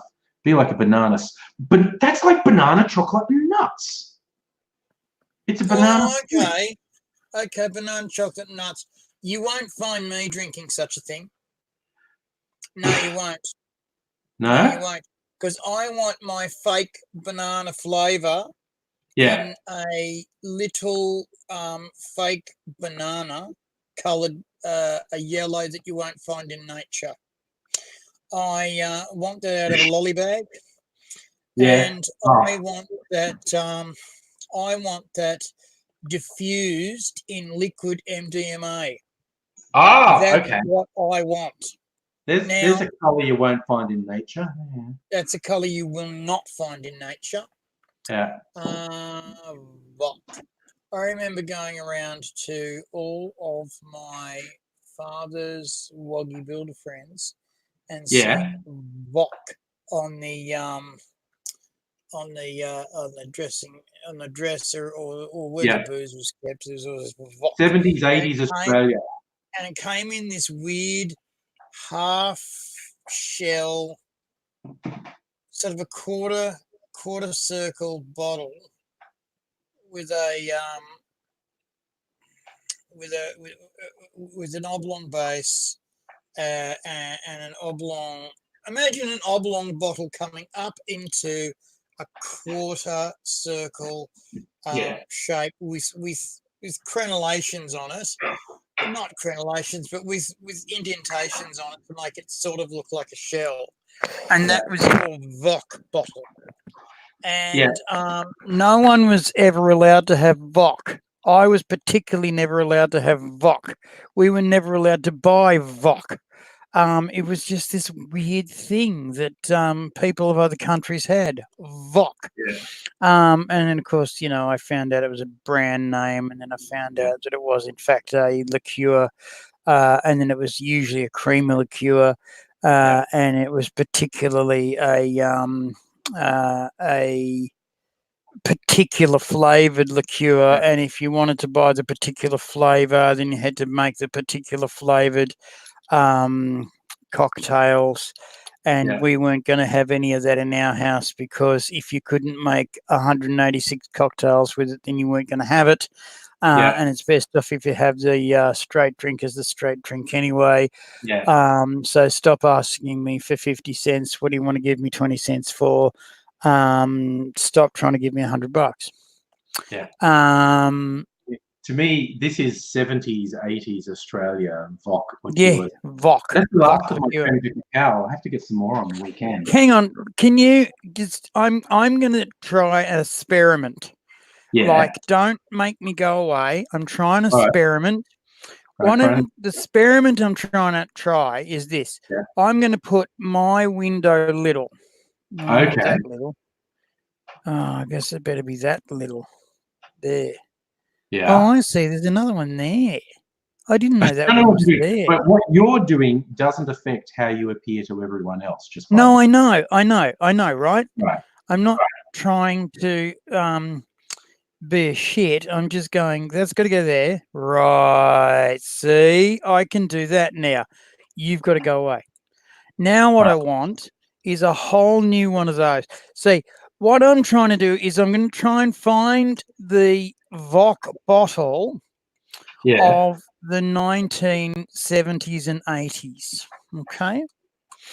And I'm going to find you a picture, and then I'm going to send you a picture, and then you're going to go, oh, yeah, or oh, nah, or oh, Adrian, we're not allowed to put dildos on the screen. And pardon me. And then you're going to go, AZ, I'm going to save that picture of a Voc bottle. Oh, here we go. I can even do it via the microphone. Here we go. Microphone. Voc bottle, 1970s and 80s. The other one was Bowls. Do you remember Bowls? That was a competing brand. No, I didn't know that. Yeah, no, the Bowls is basically the same shit but a different maker. Oh, do they own Beanley rum? That's like a competitor rum for Bundaberg that I've had, particularly their white rum. Voc own Beanley. That's another Queensland rum. I didn't know that. There you go. Hey, okay, so I'm gonna taste test this. This is just this is the hey Glee, happy Waitangi guy. So this is the banana split. It's banana chocolate nut. So it's like your banana with chocolate and nuts on top. And see if it needs anything else. Oh my fucking god, it's good. See, compared the last one I made was on the bitter end of the spectrum, and unsurprisingly, this is on the sweet end of the spectrum. Oh, it's really good. It really doesn't need anything else. It's very good. There you go. I can say I've got some Pimm's Glee. I have to look. I was talking earlier about false colours. That's a pretty accurate colour. It's a bit more yellow in real life. It looks very orange on the screen, but for some reason, this thing can't show green. Like, okay, here's a thing of tea. Here's a thing of green tea, peppermint tea, and it looks sort of blue-grey. This box is bright green. This is Shrek green. And it's coming out off a sort of a blue-grey colour. There's something about my webcam that won't show green. It's really fucking weird. Absolutely weird. But anyway, I don't know why it won't show green, but it won't show green. I got some Pimm's recently because people were recommending it. I always thought Pimm's was a bit of a funny one. It's basically a gin liqueur. I think the base of Pimm's is gin, and it's got well, actually, look, I'll look on the bottle because it's just here. What does it say it is? Pimm's #1. It's a spirit drink produced in Great Britain by appointment to Her Majesty the Queen. This is the stuff the Queen gets shit-faced on. Vomits on the corgis and talks about her fucking grandson and that bitch she married. Spirit-based drink. Classic Pimm's lemonade. What's the actual ingredients? This thing's covering up the ingredients. For batch code, drink bottle. No. Original only with the watermark. What does it say? Bottle contains Pimm's. Made from a closely guarded secret recipe. Yes, Glee, it's a ladies' drink. Pimm's is a green drink. No, see, Megalith, the streaming thing I do, StreamYard, actually supports green screen now. If I brought my portable green screen out and stuck it behind me, I could use it and I could have all sorts of backgrounds behind me. I tested it a couple of weeks ago. My green screen is too big and unwieldy to bring out all the time. Yeah, I mean, my white looks white. Look, see, this color is reasonably close. It's a bit more yellow. That looks really orange. It's a bit more yellow and real. But green, the thing will not show green at all, which I don't understand. So if I look up what is Pimm's? What is Pimm's? He's looking up what is Pimm's, It's and a I'm looking up gin-based with the bottle. fruit cup may be considered a liqueur. There you go. So, yeah, I thought it was gin-based.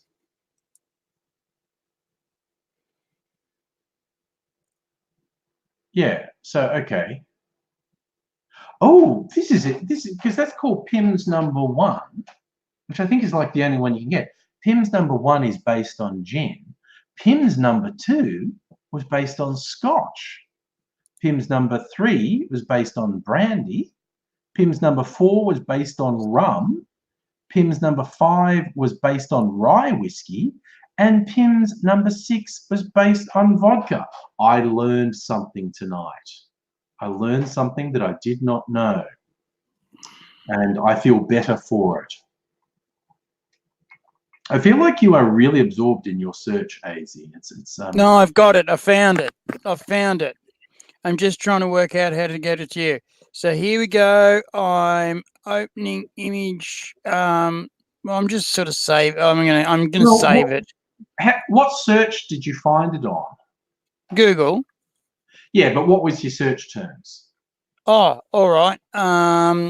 It was Voc bottle 1970s. I found it in an auction house.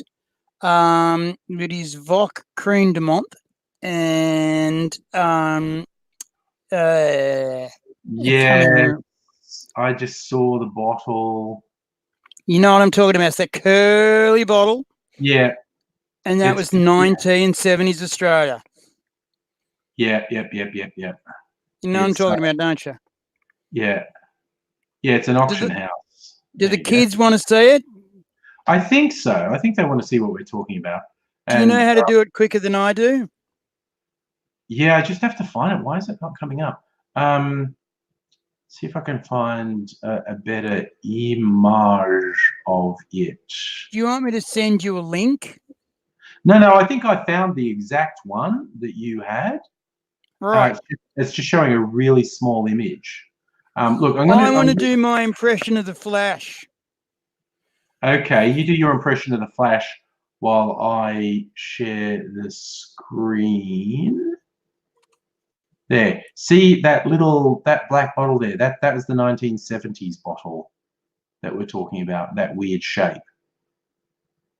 That's like 1970s Australia right there. And see this green one here? That's what it looks like now. That's how. Well, I don't have to show you what it looked like in the thing. This is, I have a Voc bottle here now. That's what a Voc bottle looks like now.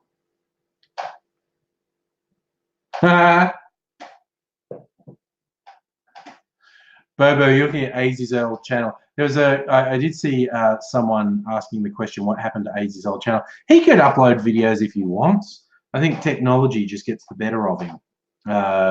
So there's that. I think if you look at some of AZ's old channel, he's very sick in some of it. He is very, very unwell in some of the videos on his YouTube channel. So if you think the movie 1917 is intriguing, I'll probably see it at some point. I'm not going to rush to see it. What's the question? Is Australia more like the US these days than the UK? I reckon yes. I think that's an interesting question. And I think some interesting conversation can be had out of that question.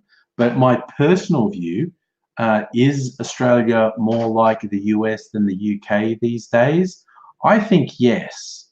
Although it's always fun seeing the little differences. It's a bit like the concept of the uncanny valley. Australia is very like the US, but then when you find the differences that are really only small, they feel huge. The differences feel huge. And that's the same with the UK, quite honestly. What are we doing? Bringing AZ back. We're so back. The trouble when I do that is you can't see both my arms. If No, we were just in one screen with AZ, there you go. right? Now you can do it. If we were in just one screen with AZ, Yeah. right? So everyone can see your arms now because I did Well, I that. can see them now, but they can't see the top of them. If we were in just one screen with AZ, No, that's full screen. That's you can still keep see it that way. Keep it that way. It's good. Oh. No, that's What do you still mean, the same no? full screen, just smaller. What's that? That's the same full screen, just smaller. And if we do that, and it's cut off, the edges are cut off. I just thought it looked more beautiful that way. I am sure that you felt that looked more beautiful. I'm neither surprised nor taken aback by the idea of you. Nor shocked. What are you doing to me? Nor freaked out. Oh fuck! I tell you what, I didn't do when I ran away was get that fucking glue. What are you I've got a challenge. I've got a challenge. Yeah. See, okay, you can hear me, right? Yes. You can hear me. You can hear me. You can hear me. You can hear me, and that means that I can do it. I've reached all the way into my bathroom. And got my glue. Oh, I was really worried where that was going. What do you mean? What were you worried about where it was going? Whether you're taking a microphone into the bathroom, anything could happen from there. No, I can have a wank right here. Here, listen to this. That's actually less concerning than you can hear that just fine. No, less concerning than if you decided to have a shit with a microphone on. I wouldn't do that to you. No, I wouldn't do that to you. No, there was a thing that happened to me the other day. Do you know where you've heard of the slang term levitation? I always thought that was a slang term. Levitation. How is levitation a slang term? When you're having shit. No, not familiar with it. Levitation? Oh, because you do a really big shit and you lift up. Yeah. I just thought it was slang. No. It's not never slang. heard anyone use it as slang. No. Hey? I've never heard anyone use it as slang. Yeah, no, it's not slang. It's not slang. I wouldn't have thought anything was that solid or lengthous or wide. I wouldn't have thought the engineering would have tackled it. Right? Okay, so that's number one. Number two is I now know that I never need to experience fisting. Ever. Oh, right. That's what you're saying. Okay. I now know that I never need to go to those bars. I never need to know what it's like to be fisted, because I have experienced what it is to be truly shown what it is to be strength lengthened and not have it done with your will. I do remember similar things of taking a number. That's the thing my mum used to do. Taking a number two that was extremely large and extremely solid and going, oh, I guess that's what anal feels like. Okay, fine. No, it's not. It's not. Trust me. Trust me. Billy Connolly had a routine where he's complaining about getting old. I think it's when he turned 50 or something, and the doctor's getting really into the idea of going up his bum, and he didn't. What, do your prostate check when you 50 every 2 years. Yeah, he wasn't into it at all, and the doctor with a and then he just had this funny thing where, because the way Billy Connolly always did his routines, when he went off on tangents, and he goes, I'll tell you what though, it felt pretty good when he came out. I was not fond of the going in, but no, there's something about the coming out. Felt kind of good. I don't do more of it. Why these guys reckon it's okay to be gay? I don't understand that at all. Because getting up your ass. No, that's not fun. No, I tell you what, though, Combinate, I could understand that. I could understand that was all right. Yeah. It was all right. He liked the way it felt with the doctor's two fingers sliding out. There was something good about it. There's also Something about that. Australian comedian Steve something or other is very very angry sort of comedy. What's his name? Someone will know him. I'm going to find him. Steve Hughes. Oh, He yeah, had yeah. a whole routine about he doesn't get homophobia. He doesn't get people saying gays are wussy. And he's going, these are blokes who just bend over and take a dick fair up their ass. That's tough. That's... You don't mess with someone who's just willing to bend over and went, yep, I see the size of that cock. Just get it straight up there. And he's got this whole routine about he doesn't understand people saying gays are wussy. It's just like, no, mate, there's not many things tougher than just bending over and saying, get it up there, big guy. I actually had, no, fuck it, we're now. I actually had a young lad who was a twink. Yeah. And he did all the twinky things, at the bar. Yeah. He'd do the whole wrist right back and go, don't, bangs, fake slap you. Yeah. You're so wrong. You're so dirty. And then everybody would laugh because he was known amongst the folk as the devourer. And I'm going, that's a bit weird.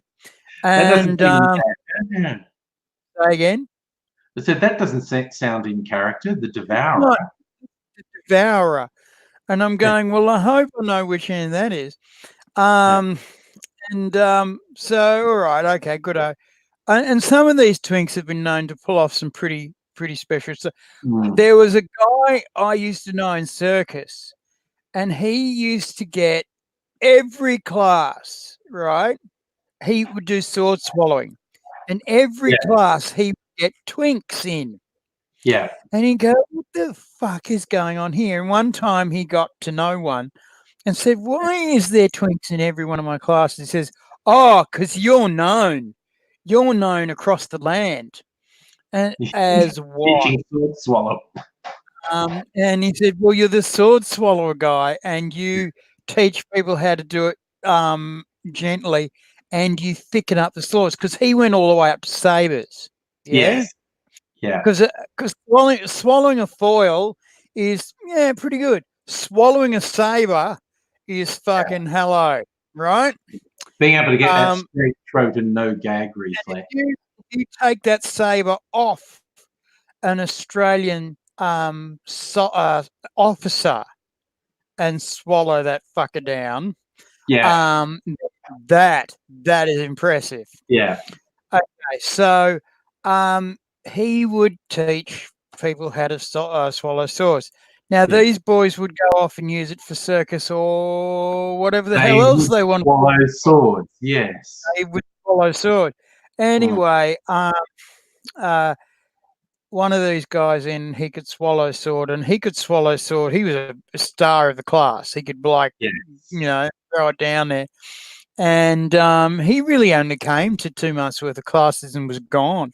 He was like foil saber out. And I was like, okay. And my guy would not certificate them until he was satisfied that he could put the foil in, or they could put the foil in, turn it, the saber in, turn it all the way around. Okay. Oh, get it out again without hurting themselves. Jesus. Without hurting themselves. Jesus. And to show the technique that it would need to do that. And there is technique. Yeah, of course there is. Yeah. Do not try this at home. No, it's very dangerous shit. Very dangerous. It can kill you so fast. Oh, yeah. So fast. Stuff down your throat can have a very bad... any number of things going down, you can bleed to death in minutes. Sorry, there was actually a news story a little while ago, last year, of like dude who punctured his esophagus, deep throating monster dick says it was pretty much worth it, and it was a real story. This dude showed up in emergency. He's caused himself serious injury by deep throat, and there's a picture of him in bed, like with on a drip and things up his nose, and just going. He for real punctured his esophagus trying to deep throat a monster dick, and the headline was "Dude who punctured his esophagus trying to deep throat monster dick says it was pretty much worth it." So yeah, good. I do notice PBR deriding my very bad attempt at a Scots accent, saying for someone with a Scots surname that was a pretty poor effort. I'm not the accent guy. Aidsy is the accent guy in this.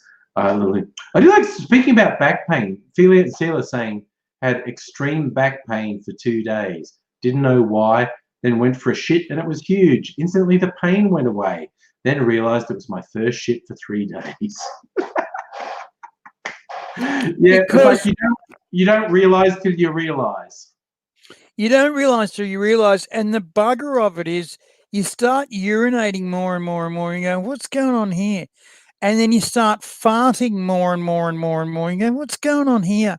And then your back and your hips start to twinge, and your back starts to feel like it's cricked out of place, like you've slept funny. And every time you sort of walk around, it doesn't slosh. Your bodysuit should slosh, but it doesn't. It just moves like a gourd. Yeah. And then you put your hands on your tum, and it's like it's supposed to, like, give. No, there's no give. It's like dung, a jungle drum. And you go, oh, I'm in trouble here. So what the trick is to drink lots and lots and lots and lots and lots of water, and to go for a big old walk, and to drink lots of water, and to go for a big old walk. And then the farts will come back. And by this time, Coloxal is your friend, which is that cheap, bean pulse stuff they give you to the chemist. Am I eating banana? Coloxal. Am I eating a piece of lettuce? Coloxal. Am I eating a water? Coloxal. And so then, one afternoon, morning, you'll be fart, and then you get the poo pains, and you go, it's now or never. Shut the door, get out the the smartphone, go to your favorite boring game. It's got to be a boring game like solitaire or hit the bobbles or National Parliament or fucking what Texel, something like that. Fucking calculus derivatives, something boring, and and then all of a sudden you'll feel it. Scream, yell, push, ignore the pain, look for the next number, ignore the pain. Yes, it's going on for way longer than you thought it should. It's keeping on going on for way longer than it should. You've run out of breath. Quick breath.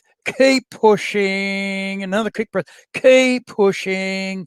Is this ever going to end? And it will. And then you'll pinch it off, and then you realize there's another one behind it. Take a breath. Wipe the sweat away. Wipe the sweat away. I feel like this is more detail than most people were hoping for, but also it's educational. We like to educate. Right? Take a breath. Let the sweat go. Let the sweat dry. Let the sweat dry. And then all of a sudden you feel another little bit of a twinge. Big breath and slam it down again. And this one will be better this time. And it'll be less long, but it'll be just about as gone. Yeah. Gone. And you I go, I remember oh working my God. in an office building where the toilets would end up blocked up and out of order once or twice a week. Like, communal toilets is like 3 cubicles.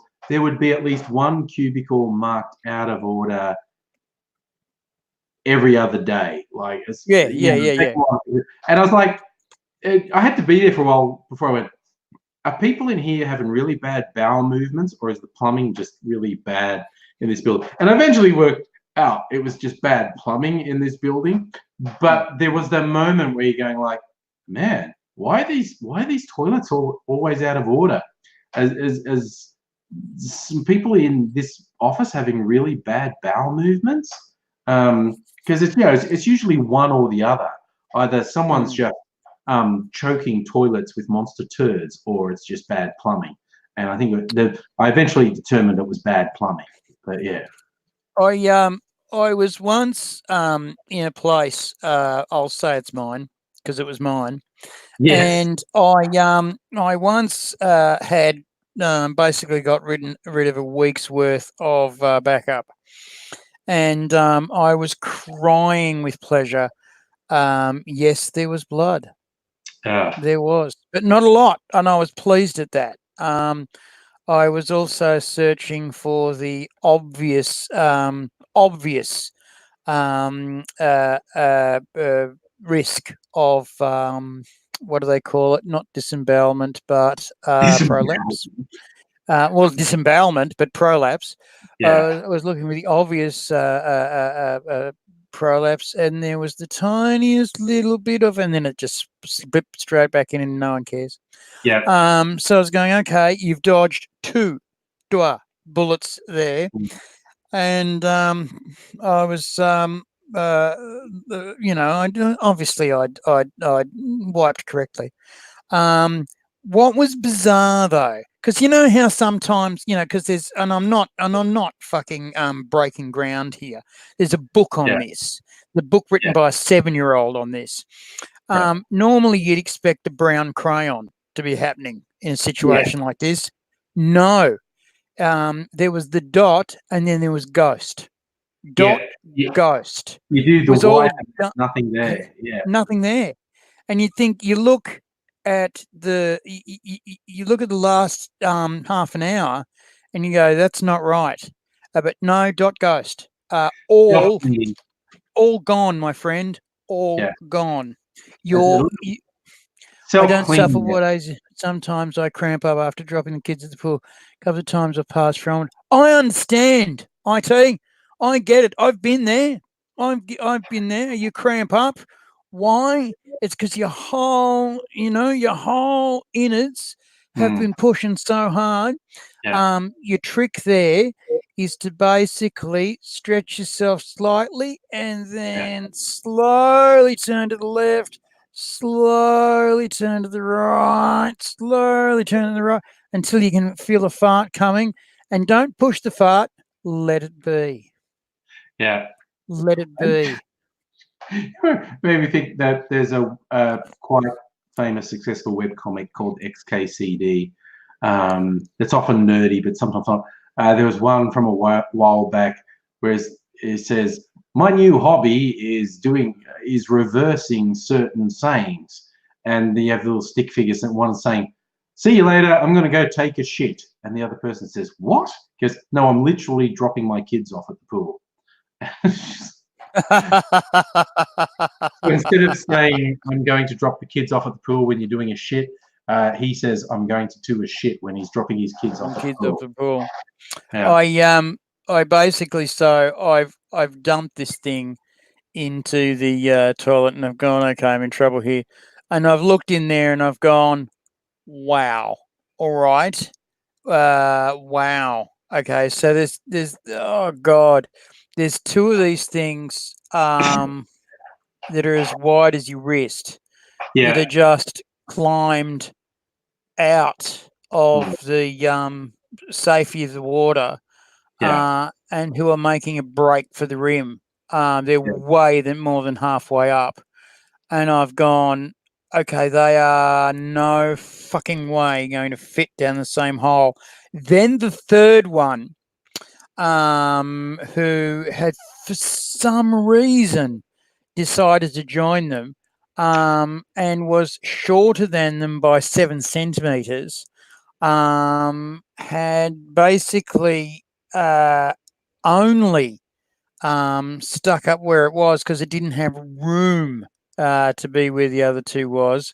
And I was thinking, okay, that's come out of me, right? If you put all of that together, that's worth almost a meter, right? That's almost a meter, and it's as thick as my wrist. Okay. And I'm crying just looking at it, and the smell is not a happy smell. Because remember, the water is there to stop the smells coming at you. That's what the water's for, is to stop the smell and the greeblies coming up to hurt you. And I'm thinking, right, how am I going to get this down there? So I've gone, all right, let's try the traditional approach, and press the button. And one of them left, and I went, oh my God. And then I've tried the traditional approach again. No. Just filled up the bowl and slowly gone away. And then filled up the bowl and slowly gone away. And then filled up the bowl and slowly. And I noticed one of them was sort of slipping away. So I thought, I just keep going like that. And I kept on going like that, and then finally it just wasn't doing its thing, and it was clearly clogged. And I was going, all right, get out the plunge, and I've gone plunge, and finally one's moved. The last one's got engaged, shall I say, and I've pulled up the water as far as the go. And then it was only half done, and I've gone, fuck it, hit it again. So I've hit it again, and the water has come so far up, I thought, I'm going to overfill this dunny in a second. And gawushka, it's all just gone. And I was a very happy camper because it's all done. And I was thinking, oh, that's all right, I'll clean up. And I'll walk away. I might even have a shower. So everything was cleaned up, and I cleaned up the plunger, and I cleaned up the dunny, and I cleaned up myself, and I cleaned up the world.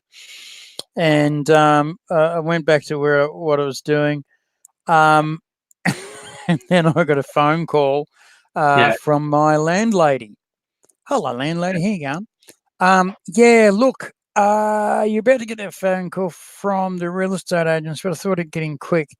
The shop downstairs has had a problem. Oh no! Have they? What's the problem that they've had? Well, it appears that their hand washing basin has spat something at them.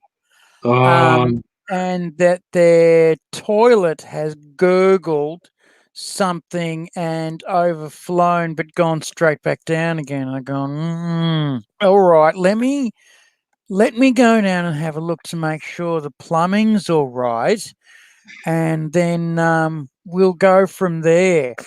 So I've gone downstairs going, oh my God, it's not good. It's not going to be good. So I've had a look and instantly recognized what's going on. And I've tapped pipes and looked under places and tapped pipes. And I've gone, let me just go outside for a second.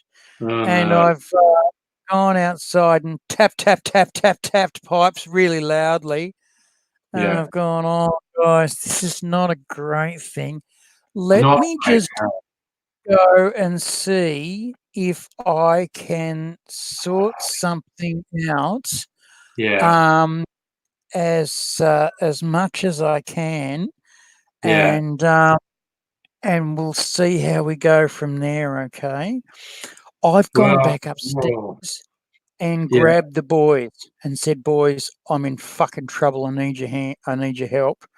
I've grabbed the fire hose. It's long ago now, so that no one will know what's going on, and they don't watch this anyway, so they don't care. All right. I've grabbed the fire hose and take it into my dunny, and I've said, all the boys, I'll say now and flush your dunnies all at once. Okay. Oh, geez. Okay. Right. And so I've turned the fire hose on and gone now, and they flush the dunnies all at once, and whooshka, down it's all gone. and